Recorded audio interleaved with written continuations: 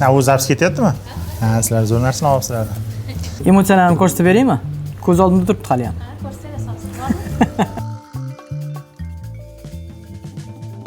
Sodiq Schoolga birinchi marta qachon va qanday kelib qolgansiz? 2022-yil avgust oylarida kelganman. Qabulxonadan kirib ish so'raganimda ikkita administrator xodim o'tirgan bo'lgan. Kuratorlik bo'yicha men tajribam bor, ishga qabul qilasizlarmi deb so'rab kelganimda, birinchi aytilgan gap administrator tomonidan "Assalomu alaykum. Bizda ish yo'q" degan. O'shanda hafsalam bir bo'lib qaytib ketganman va 2023-yilda Alloh nasib qilgan ekan, kelib qo'shildim jamoaga. Sodiq School 2022-yilda ochilgan bo'lsa, men uni hali embrionligida ham bor edim. Sodiq School rasman ochilishidan oldin ham bor edim. Hasan Xo'ja taklif qilgan va ona tili kafedrasini o'sha yili men va Shokir Tursun birga tuzgan edik. Boshidan beri bormiz qisqasi. Sodiq School'dagi biror o'quvchingiz sizga shunday bir narsa aytgan, uni hali ham 10 yildan keyin ham eslab yurasiz. 9-sinf o'quvchilarini qabul qilganman kuratorlik vazifam birinchi yilida. O'quvchilar qarasam dars jarayonlari sust bo'lib ketyapti va darsga kirishib ketolmayapti. Sababi 9-sinfda yangi qabul qilingan o'quvchilar ko'p bo'lgan. O'quvchilarga o'qimayotgani uchun, o'zlashtira olmayotgani uchun kirib, endi jahl ustida balkim emotsiya deb gap aytganman.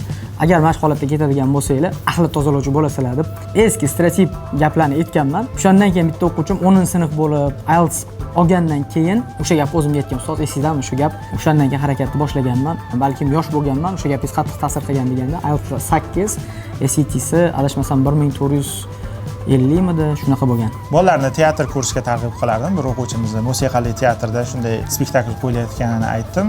Xohlaganlar tushsa yaxshi bo'lardi dedim. Bir o'quvchimiz tushib, ertasiga kelib, "Ustoz, men o'zi arxitektor bo'lmoqchi edim, lekin hozir spektaklni ko'rib, aktrisa bo'laymikin degan fikr tug'ildi" degan. Men qisqasi teatrni ham, spektaklni ham ayrimlarga o'ylab tavsiya berish kerakmikan degan fikrga kelganman. Hozir bu o'quvchimiz xorijda tahsil olyapti, aktrisa bo'lmoqchi emas. Bu faqat Sodiq School'da bo'lishi mumkin desak, qaysi voqea yodingizga keladi? So'zlar bilan ifodalayman. Sodiq School birinchi o'rinda men uchun mehr, ikkinchi o'rinda muhit, ajoyib jamoa. Menimcha faqat Sodiq School'da direktor yoki kattakon eshikni taqillasa kiritmasligimiz mumkin va u kishi xafa bo'lmaydi, tushunishadi, darsga hech kim xalal bermaydi. Sodiq School'dagi 4 yilingiz haqida nima deya olasiz?